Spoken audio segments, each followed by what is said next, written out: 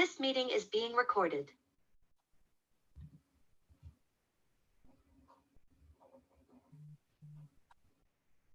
All right, guys, here we are again. We are live. Beyond the Big Screen is gone alive again. And today we've got the big one, the one we're all really talking about. And I think I know I've been dying to talk about it for a long time. And that is Goodfellas, the most classic, legendary mob movie of all times. Does it live up to the hype? Short story, yes, it does. Let's dive into this incredible piece of film and history today on Beyond the Big Screen. I'm excited to be joined by none other than the possible reincarnation of Gemini crew member Chris Rosenberg, our own mustache. Chris, how are you doing tonight? I'm doing pretty good myself. I'm pretty pumped to talk about this movie. Like you said in the intro, it literally is history. It's actually, I believe, in the vault of American history or something of that. I can't remember exactly what it's called, but it's like there's only been a couple of films that have actually been put in this vault, and Goodfellas is one of them. Now, I highly suggest people go back and listen to the last episode on the Lufthansa heist because that's a really big chunk of the background on this movie. We really get into the individual pieces of this movie, and we'll touch upon the history and the background, but we're also going to just enjoy this great movie. The first things first, though, Henry Hill is the main character. He was only in his mid 30s when he was finally arrested in 1980. Could you give us a little background on the main character, Henry Hill, who was played uh, by the great Ray Liotta? The late great Ray Late great, Liotta. yeah. It's crazy. It still bothers me that he's No, not it still around anymore. hurts. It It hurts. does. Yeah, Henry was he grew up in a poor part of Brooklyn. His dad was a union electrician worker, and he actually lived right across the cab stand, which is depicted in the movie. That's where Paul Vario and his brother and his crew, did a lot of their business. And Henry grew up kind of looking up to these guys because they didn't get parking tickets. They had fancy cars, fancy clothes. Everyone showed them a ton of respect. And he started to look down at people like his father and the Joe Schmoes, and he just walks into the cab stand one day, and Paulie's brother hires him, and he starts doing work. That's kind of how it starts. Because really, Henry Hill, in the grand scope of things, when you think about somebody born in the 1940s, 1950s, his parents were on the way to the American dream. They were both immigrants, I believe, or, of fairly recent immigrant stock. His dad was a hard worker, his mom was a hard worker. I believe even some of Henry's siblings became completely legit. I mean, they were on the path to the American dream, but Henry just got sucked in his early teens. I mean, picture a 13-year-old becoming a runner for the mafia. It's pretty insane to think about. Oh yeah, and he was doing, he was like driving caddies for them at one point, but then he was pretty early on. He was, selling bootleg cigarettes and, kind of low end crimes. I mean, there's a lot of money in bootleg cigarettes, up here in Canada. It's huge business. Like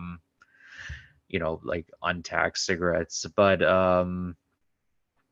yeah, it's crazy to think that him just starting so young, and that's one of the good things that the movie does is the young actor that they picked to play Henry Hill.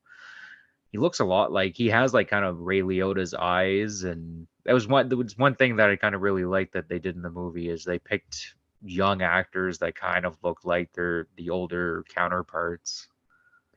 Then Paul Vario was the in real life the boss of his family, and he was kind of he was a capo mid-range management, you might say, in the Lucchese family. In the movie, he's called Paul Cicero, and he's played by Paul Sorvino. Just an excellent job by Paul Sorvino. Maybe tell a little bit about the Lucchese family in general. Yeah, the Lucchese family was actually one of the more they're pretty much famous for not having any like huge internal problems, unlike the Bonanno family and the Colombo family, and even later on the Gambino and the Genovese family. But they were kind of like the blue collar family, right? They did a lot of low end stuff like carjackings, chop shops. They were pretty famous for smuggling cigarettes. And I get the impression they were kind of like the blue collar wing of the Gambino family. I know it's not, that doesn't fit perfectly, but the Gambino family and the Lucchese family were really close. Have always were. And yeah, that's kind of like they would, I don't know, that's what they specialized in, were these low end blue collar crimes. They made a ton of money doing it though. Yeah, I think the sense I got is that the Lucchese family did those things very well. The chop shops, the car stealing rings, and they at that time in that golden age of the mafia in the 60s and the 70s and the 50s, they just you couldn't help but not be able to make money doing that Yeah. kind of crime. Yeah, because it's crazy to think like now it's a totally different world, but back then people didn't really consider it a big issue until, you know, the heists and the carjacking started getting bigger and bigger and bigger. Like we got into it a little bit with the Roy DeMeo episode. Like it becomes a totally different story when the carjacking involves, you know, international uh countries, and you know, we're talking like millions and millions and millions of dollars, and you know, people like picking out cars like, oh, I want a blue, say Toyota Corolla with the windows this certain way, and they'd be like, okay, yeah, go steal this car. It's a totally, when it gets to that level, then the authorities really have no choice but to start doing something about it. Those cars then they were so easy to steal. In the Roy DeMeo episode, we talked about it. I think at one time they were ramping up to steal 20 cars a night or something. I mean, that's Yeah. theft on an industrial scale. And by the time Roy DeMeo comes along, the police are getting wise to it. The feds aren't taking any garbage with that, with just letting cars go through with VIN plates that look like it's something that you made in your garage with like a soldering gun or something. Now, some of the things that really came to my mind, and I think first off the bat, because we didn't really get to talk about it much in the background episode with Lufthansa, because we were really focusing on more on the crime aspect of Goodfellas and of Henry Hill, but his family life, he seemed to more or less have a as normal as could be when you're a career criminal family life. Oh yeah, his relationship with Karen. Yeah, that's like a mafia thing too, though, where like these guys, they leave these criminal lives and they try to have like the nice family life at the same time. Lucky Luciano actually is like an anomaly in the sense that he never had any kids, if I'm remembering correctly. And one of the reasons he said he wasn't going to have any kids is because it just wasn't fair to the child, and it wasn't fair to the wife because of the type of life he's led. But for the most part, these mob guys tried to live two separate lives and try to keep everything separate. And you know, and you mentioned in the notes that we were making for this series is there is some similarities between Karen and Barbara in some ways. It's not it's not as extreme, but um, I mean, you're the one who brought that up. Like, what were you getting at with that? I think with both Barbara Kuklinski and Karen is that they both weren't of that mafia class. They weren't from the criminal class whatsoever. Barbara Kuklinski was from a middle class Italian American family, and then Karen was from probably an upper middle class Jewish family, maybe even, even a little higher end, like upper middle class Jewish family, and not in the criminal element at all. But then once they got sucked into that, I think Karen knew much more what was going on than Barbara, or at least Karen Yeah. admitted. Karen knew that Henry was a criminal, but Yeah. she kind of liked it. She kind of liked having the money. She liked being able to go to a show and being treated like a VIP. And I think she fell into that lifestyle very easily because it's, in a lot of ways, the perks of it are very nice.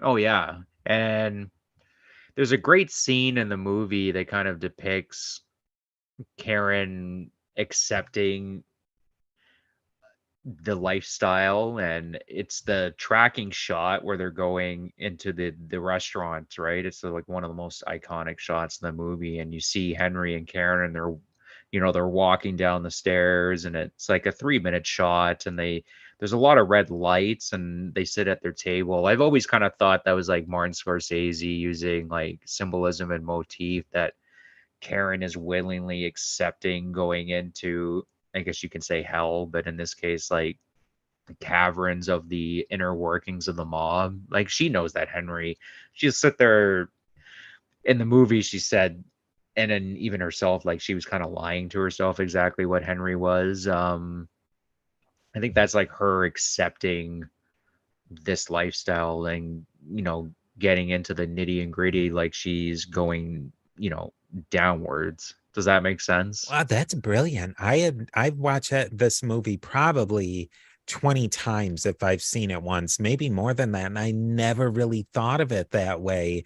It really is her willful descent into hell. Yeah, At any it really point, is. she could have stopped it, but that she just, it was too much. It was the temptation of it all. It was too much for her to withstand. Yeah, it's like the temptation of the devil, right? I mean, and there's also another scene where they get married and Karen finally meets all the other wives, because that's, you find out it depicts in the movie, and then through our research, a lot of these mob guys, that's all they hang out with is like other mob wives and other mob guys. Because I mean, really, who else are you going to hang out with? You can't hang out with normal society, really. You can like put on a facade, but you really can't, because you're, committing crimes and, murdering people in some cases and beating people up. You're not part of normal society. I mean, and that's also part of the appeal of the mob, is the fact that you're like in a society within a society, right? You're outside of normal society. Yeah, but back to my original point is she meets all the wives, and she talks about how they look all kind of dirty, and like their clothes are dated and their skin's not nice. And I mean, to me, I've always kind of thought that was like kind of a representation of the toll that the life takes on you. Like you fully embrace this mob lifestyle, and it's physically manifesting itself on you. And if you watch the movie, you see Karen ends up becoming almost exactly like one of those women, right? She becomes like a drug addict, and she starts looking haggard, and I just thought that was kind of a foreshadowing, and I thought it was it's just a symbolism, a physical motif of what this life of crime does to you. I think also for that scene where she's at, I think it was some sort of like makeup sales party that were popular at that time. They I think that was also supposed to show that dichotomy that she still felt that she was from an upper class family, and that was just so uh foreign that you would go to a party and sell things to your friends, that the Lucchese family members, they weren't, like you said, they were blue collar. They weren't of the same social class and social standing that a somebody from the Long Island suburbs, she was just from a different universe than a lot of those people were. Yeah, and it's also they talk about in the movie too. A lot of it was cultural. Like Karen was a pretty Jewish, right? Like to the point where Henry, when he first shows up to the house, he's wearing it's like a nice gold cross or what have you, and she's saying, "Oh no, cover it up," and she mentions her grandmother was fairly Orthodox, and it seems like the rest of her family took it very seriously. It's just it's one of those things that so it's not so much of a big deal now. I mean, it still is, but back then those type of cultural differences were quite shocking to people. Yeah, for a not only that was a Henry Catholic and Italian Irish Catholic, he was also not he was very working class. So Yeah. that's huge. I've done What do you think though? Maybe I'm off base here. I think the movie let on, to me at least, that Henry at least kind of phoned it in that he was Jewish, that they had the Jewish wedding, but he actually converted to Judaism for Karen. And he was, at least nominally, he pretty much said that he was an atheist, or even not care about religion. But that's a pretty big move for somebody to make, especially a mafia guy. Well, I heard he got like circumcised in his 20s, did he not? Or something like Yeah, I when they think got so. married. Yeah, Like that's that's no big. like It small that's a big deal. yeah, it's You know, definitely like not something. It's not something. I thought that it was the movie. It came across as casual, but that he made a pretty important life decision there. oh Which yeah, says, I think, it's speaks to his character, that he wasn't just somebody who was a user of people, even though in yeah. a lot of ways he was. I mean, I think he legitimately loved Karen, and I think he was a lot more of a normal person than Richard Kuklinski, for example. Oh yeah, yeah, for sure. Like Henry, and you can't really compare the two in terms of like, I guess like Henry was abusive like Richard, but in a different kind of way where Henry would just cheat all the time and then lie to Karen about it. But Karen kind of accepted it later on. Yeah, but even in comparison to Karen mentions it, like Henry tended to treat the women in his life a little bit better than the rest of these mob guys did, even within their little small circle. And you can't, in a way, I think what Henry did was he took the mafia standard of the guma, they call them, their girlfriend, and most of the mafia guys had long-term girlfriends, that they would have it almost in parallel with their wives. But Henry would have two gumas and move from one to the next, and he would almost throw it into Karen's face, which was even scandalous in the mafia, because I think you get back to the mafia with everything, a scandal or anything is, how is that is that going to bring more heat on us? And Henry just got so careless with his girlfriends and with his drugs and with everything, that it was bound to bring heat onto the mafia. Well, even to the point where Paulie and Jimmy have to sit down and talk to him and be like, "You have to cut it out, guy. Like, you got to go back to Karen. I can't have her acting all crazy around, wherever Paulie was living at the time. It's causing problems, and because like a family, like a large family, if Karen's going around freaking out about Henry, then it's going to cause problems for the rest of the family, because who knows, maybe she says something, she regrets, or does something stupid and it calls attention to the cops, and it's just not a good look.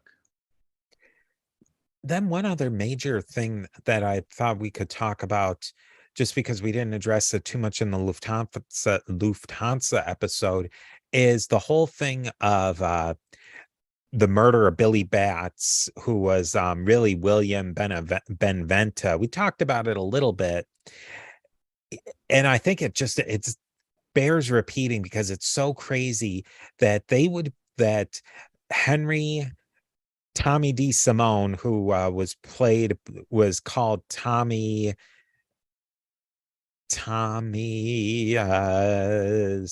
DeVito, played by Joe Pesci. Tommy DeVito, played by Joe Pesci, and then of course Jimmy Conway, who was played by Robert De Niro, that they were so psychotic to kill a made man from the Gambino family, and not only a made man from the Gambino family, John Gotti's partner. Like, what was wrong with them? I would say greed and not following the rules, right? I mean, in Jimmy's case, like I did a little bit of research in this because that was always it's one of the more iconic scenes in the movie, especially De Niro's line where he, well, let's set it up. Like Billy Batz cracks a joke to Tommy about shining shoes, right? And it's just, he's giving him a little bit of a hard time, but Tommy takes it the wrong way and starts getting really upset about it. And then Billy's, he's had a couple of drinks, he's just got out of jail.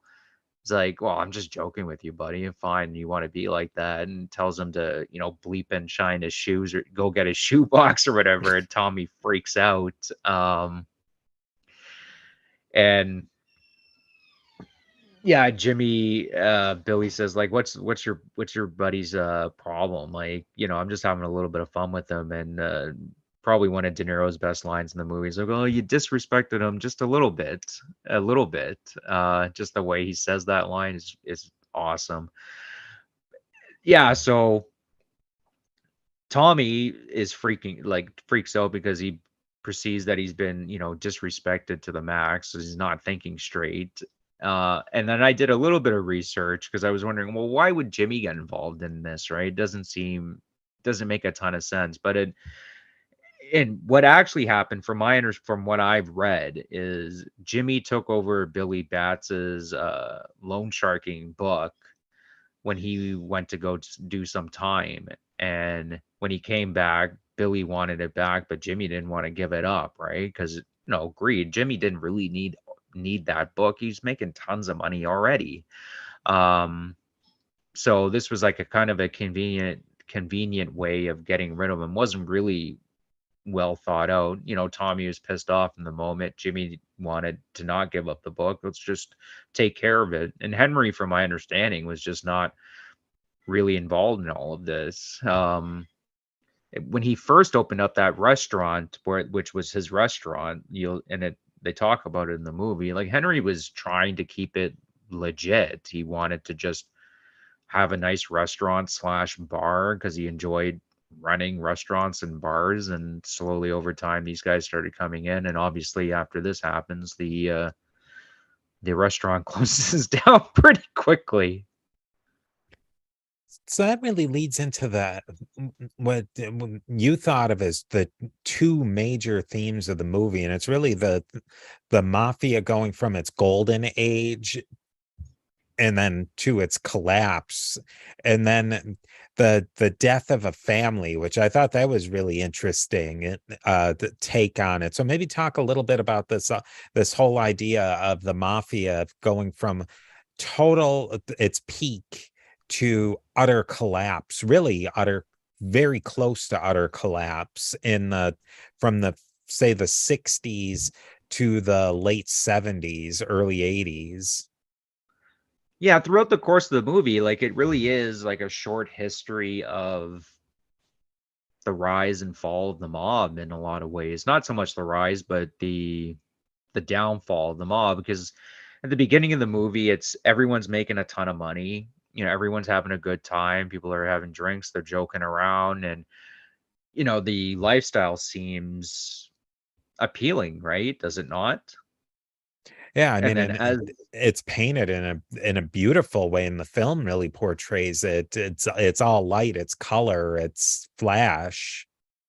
yeah, and even like the actors look good, but as like the movie goes on, you start seeing the downfall of the mob, and it's depicted in Henry's narration too, but also just his life story where, and there's a couple of things in my opinion that kind of brought the mob down was the influx of drugs. The drugs have always been part of the mob, but in terms of the people using it, and it's, beautifully acted by Ray Liotta, they start going crazy. They're not thinking straight, right? And then greed, which is kind of represented by Jimmy, where Jimmy was making tons of money. They all were, right? But people started getting greedier and greedier and greedier. And by being greedy, you create a negative feedback loop, right? Because people don't feel like they're getting their proper due. And it changes an individual too when you start getting into that level of greed. And if you read mob history, this is kind of what happened is certain individuals started getting greedier and greedier. We talked about it with Joe Gallo. Like if they had just paid Gallo properly, that the Colombo War probably does not happen. But people started getting greedier and greedier.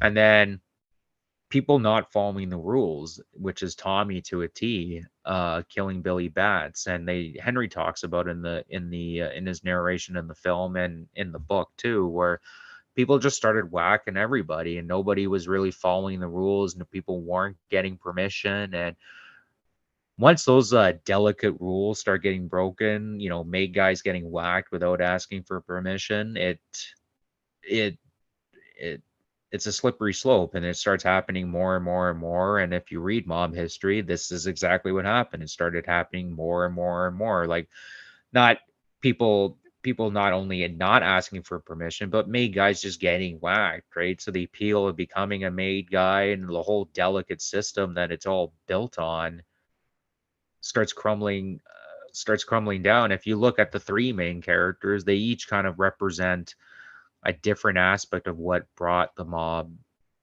down, in my opinion.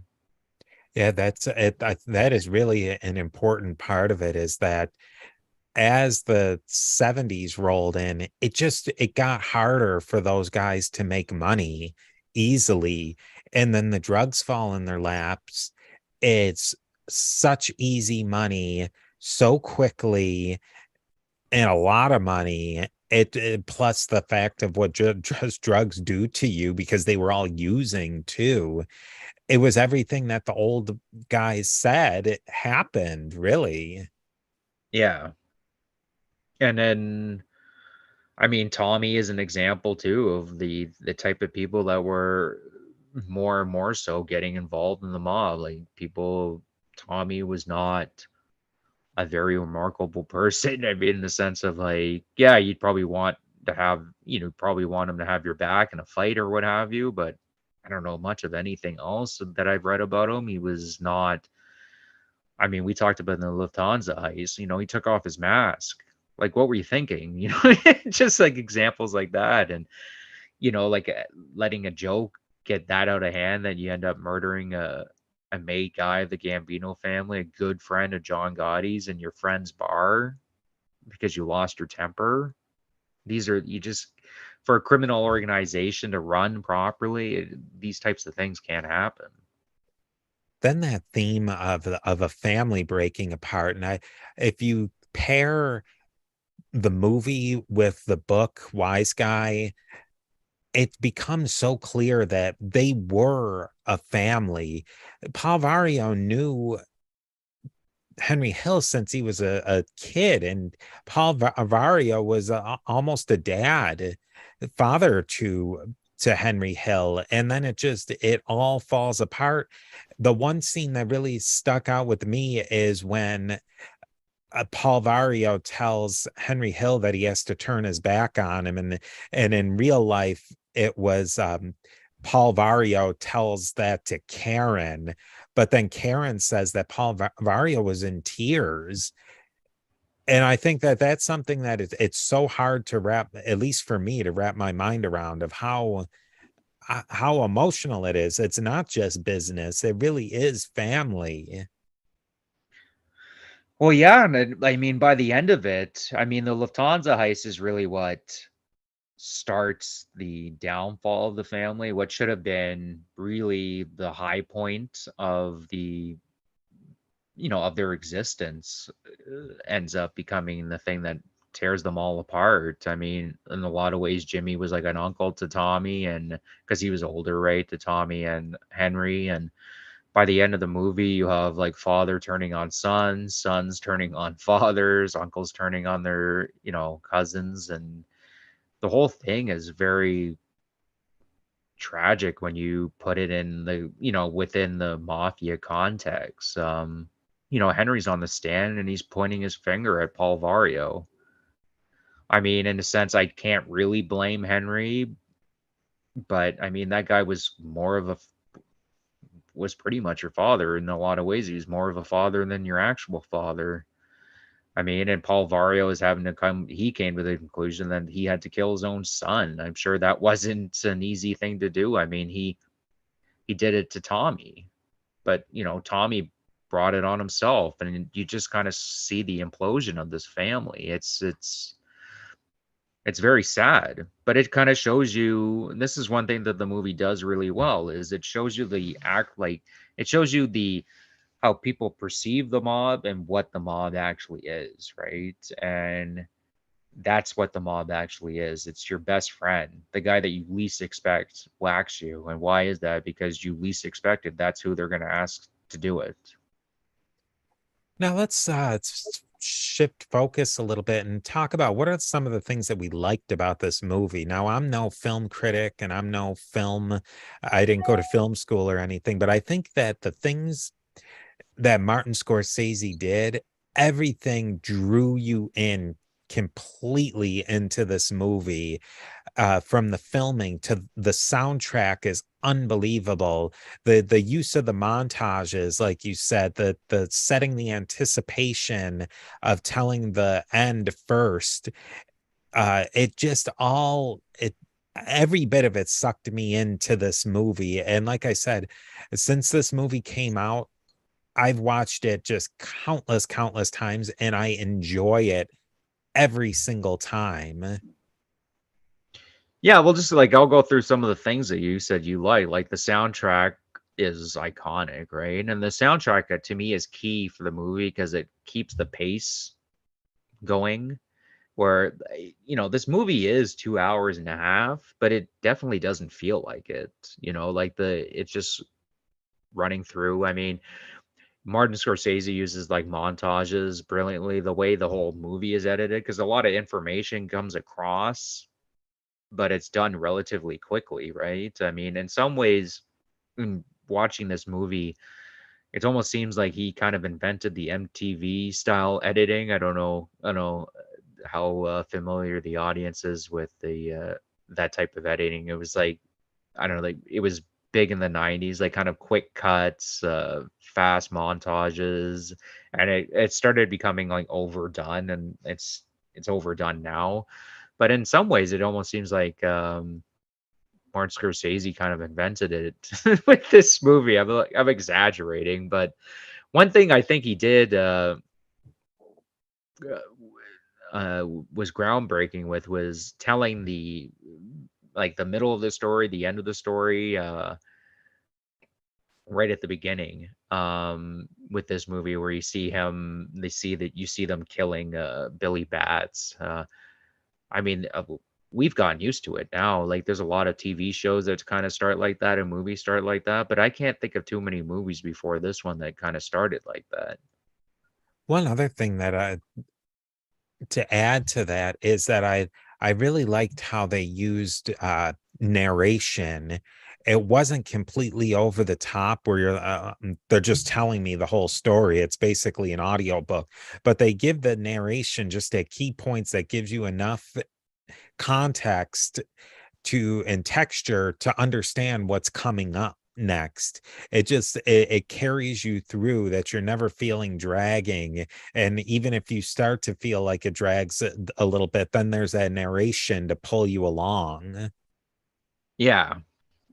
Yeah, and I usually don't like narration like that in film, but I mean, it's done brilliantly here. It's perfect. And then my one last thing that I thought was really perfect was the cast. It was the perfect cast for that time.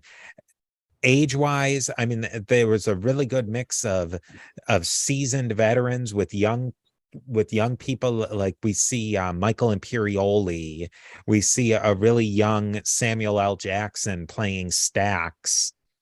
But then you had the really solid performances from Robert De Niro and Paul Sorvino. Joe Pesci was kind of up and coming. He wasn't peak at that point, but that's where I think you really got to know Joe Pesci. But it was just a perfect mix. And I think, like, if we were to compare that to The Irishman, which we haven't talked about yet, but he tried to bring that magic back together for The Irishman, and I think it didn't work Yeah, where it well, I worked mean, perfectly in Goodfellas.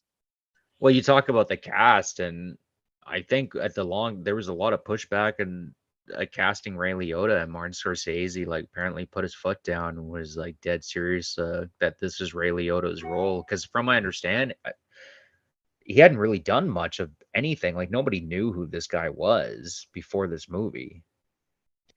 Yeah, I think he had done some minor stuff. I'm trying to think what he had done before those.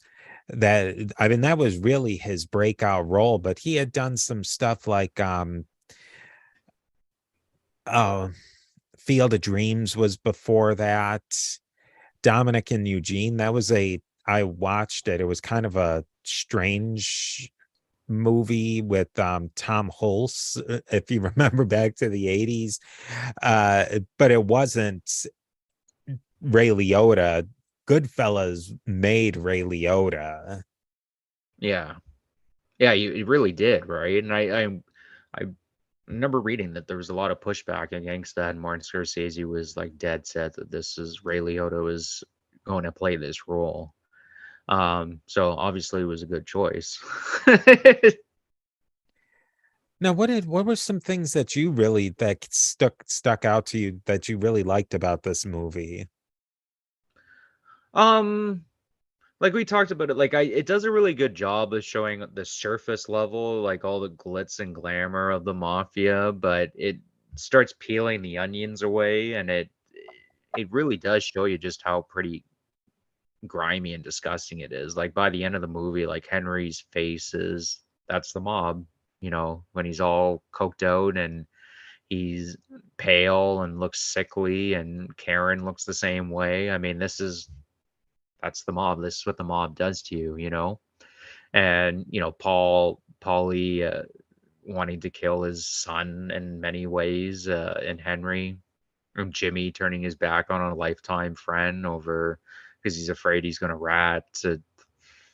I mean, it's not glitz and glamorous. It might appear like that on the surface, but me and you've done enough research on the mob now. This started off as a little short. We thought it was going to be a couple of movies, but it's became something so much bigger. And it's not glamorous at all. I mean, there's charismatic characters, there's interesting stories, but the lifestyle, it's not anything that I would wish upon anybody, to be honest with you. I really like the Henry and Karen, like the dynamic between those two. I think that carries the movie really well. We mentioned the narration. I thought which I typically don't like in movies. It's done very well here.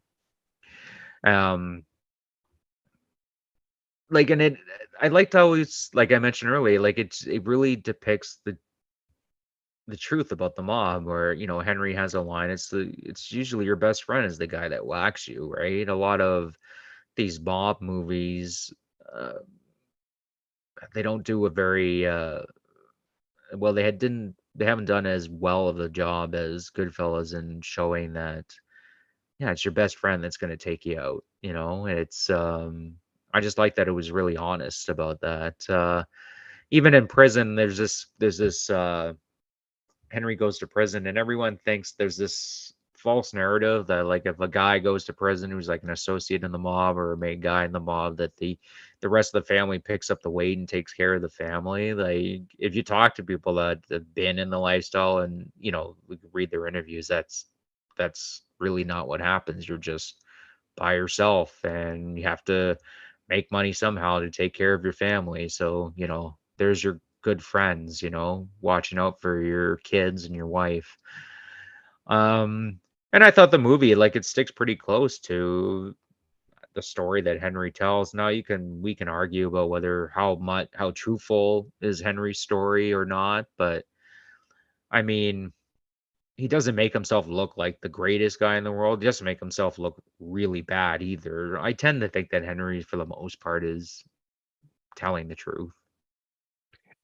Now, moving into when we talk about the stuff, whenever we talk about stuff that we don't like, I can't say that there's anything about this movie that I can say I don't like. I've racked my brain over it, and there's some things that I would love to see more of, but to say that I don't like, I can't think of anything.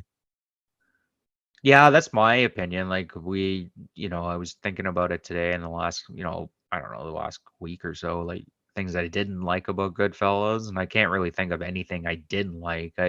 I can think of things that I would have liked to have seen more, but I mean, the movie's already 2 hours and a half, right? So I'm asking for a mini series, basically, is what I'm asking for, right? Which I think, I mean, Henry's story, I don't think it ever should be done because Goodfellas is such a classic, but I mean, you could do it. Like, just things I would have liked to have seen maybe a bit more about the Latanza heist, the point shaving scam. I would have liked to have them to show the life story of Jimmy more, in terms of, like, his tragic upbringing. And Jimmy himself was just a very fascinating individual in terms of being like this cold, calculated murderer, yet he was extremely charismatic. Like the Gent is a very good nickname for him. And I would have liked to have seen a little bit more with Tommy because I apparently his uncle or something was like a capo or something in LA, but I couldn't really find much about that. And Tommy's got a really interesting story too, because they mentioned in the movie like his brother ended up becoming an informant. And that could explain why he had such a huge chip on his shoulder and he felt like he needed to show that he was more mob than everybody else. And uh, I would have liked to have seen them explore that a bit, but I mean, the movie's 2 hours and a half already, right? So how much more could you add in? One thing I would have liked to have seen is, and I think it could have made the movie even a little bit better, I think. I mean, I'd love to know what Martin Scorsese's thought process was. The Joe Pesci's character, Tommy DeVito, was a composite really of Paul Vario's son and Tommy D. Simone, because a lot of the things that they showed Henry Hill doing with Tommy D. Simone was really he had done them with Paulie's son. And I think to show that dynamic of how really close Henry was in with that Paulie's son was practically his brother and Paul Vario's practically his dad. I think it would have shown that relationship of more between them all, and I think it would have been a lot more emotional, I think. And I wonder, I really would like to know if maybe one day when Marty comes on the show, he can talk about that. Yeah, we're gonna get him on. We've talked enough about the mob. He made his career off the mob, talking about the mob. We're kind of like brothers. um, yeah, I thought that was interesting.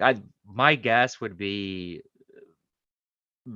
I don't know, like if you added another actor in there, I don't know, it would take away from the other actors. Maybe that was his line because I thought that was interesting too. I'm like, I don't understand why they did it like that. I mean, it doesn't really take anything away from the movie, but like you pointed out, it could have maybe have made it better in I terms of guess like just showing how close everybody was, right?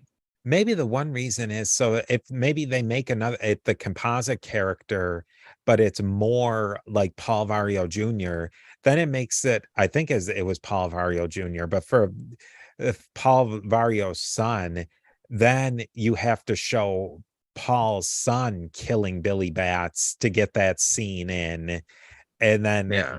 that makes it, I mean, especially if Paul's son's still alive, like it's almost slanderous to do that, or libelous, or whichever one it is. So I could see maybe they don't want to do that, but wouldn't it be interesting to see Joe Pesci playing that role as Paul's son, Paul Sorvino's son? That would have been kind of cool.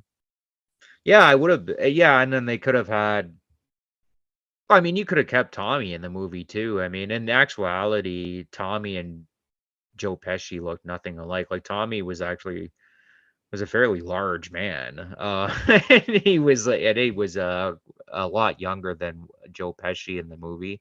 I believe he was only 28 when he got whacked. So that shows you how young a lot of these guys were. Yeah. Like, Henry's only 30, Tommy was only 28.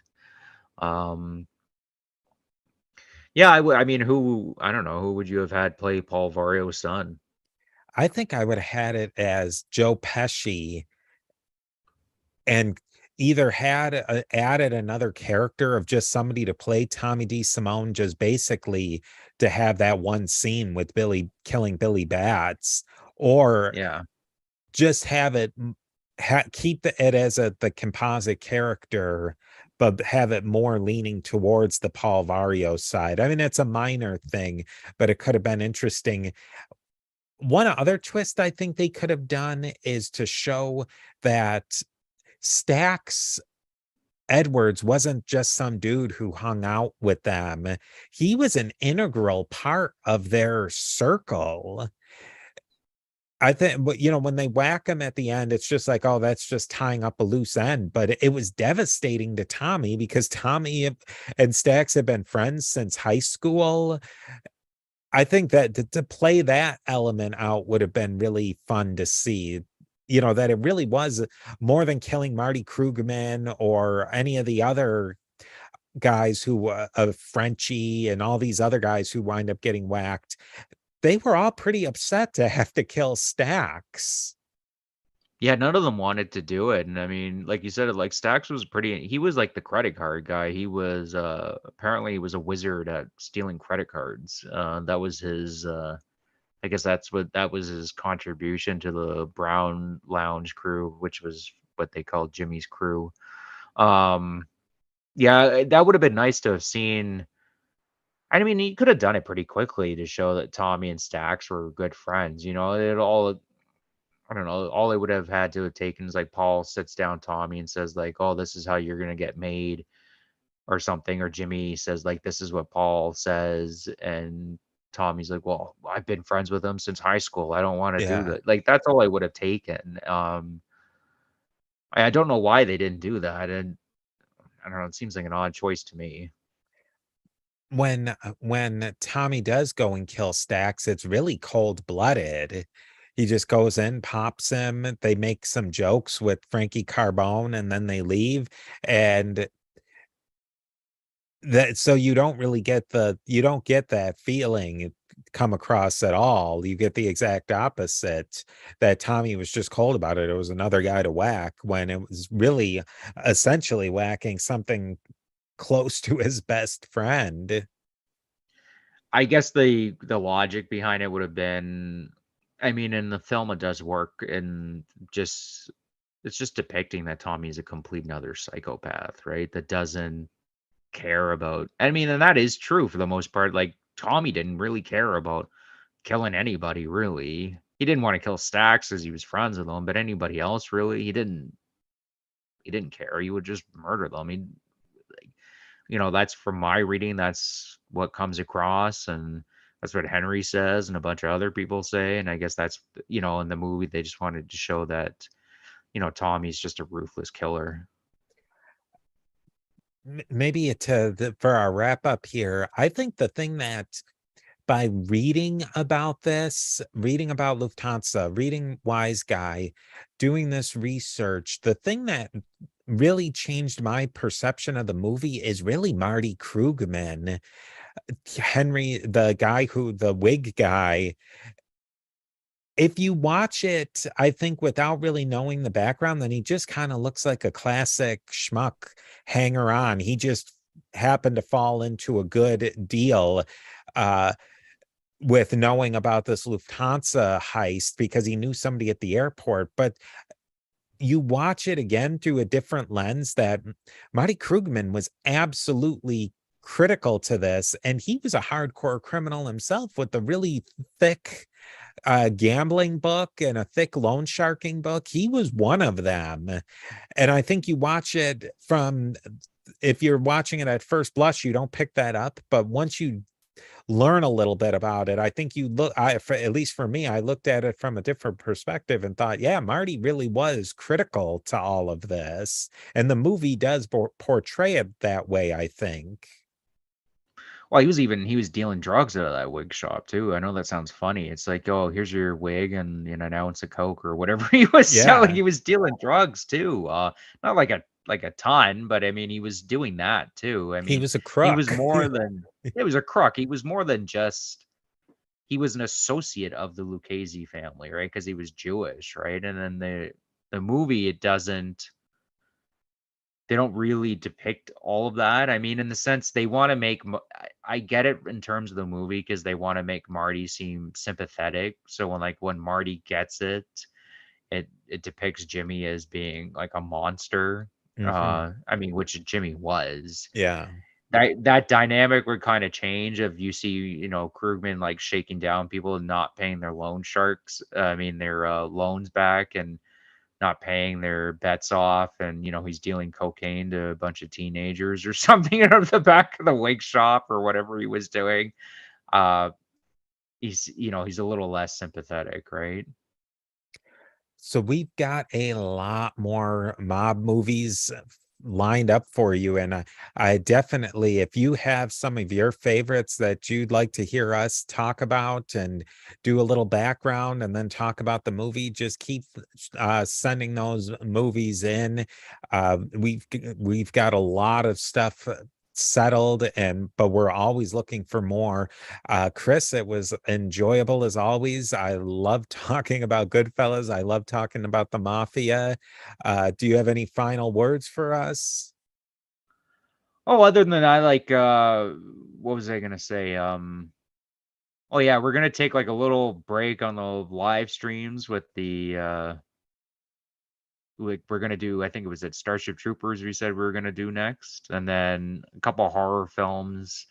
Yeah, just gonna, because there's a lot of research that goes into doing these mob episodes, and we got like a bunch of big ones come. Like we're gonna do Whitey Bulger, we're gonna do the Rizzuto, we're gonna do Lansky.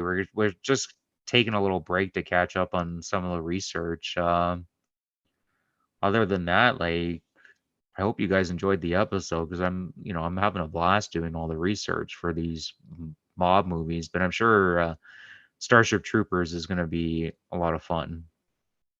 All right, yeah, we will definitely talk to you next time.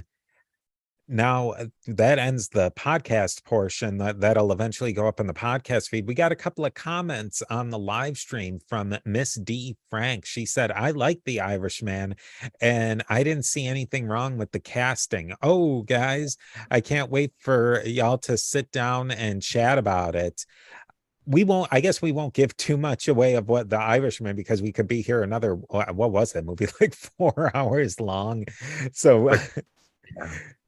but I would say my big problem with the casting of it is I just think they were a little bit too old for it. And I kind of would have liked to have seen some young blood in there, but I can also see where that was Martin Scorsese's capstone.